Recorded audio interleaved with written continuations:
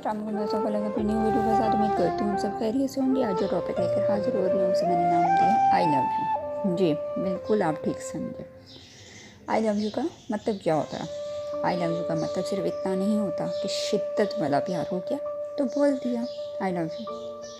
I love you का मतलब होता है कि इंसान चाहे जैसा है, अच्छा है, बुरा है, ज़्यादा बातें करने वाला है, A to Z जैसा भी है, आप उसको वैसे ही कबूल करते हो बिना उसे बदले। उसका मतलब होता है हाँ मैं प्यार करती हूँ, हमेशा करूँगी, हर पल साथ खड़े हूँ तुम्हारे, चाहे जितने भी बुरे से बुरे हालात क्यों ना हो जाएं।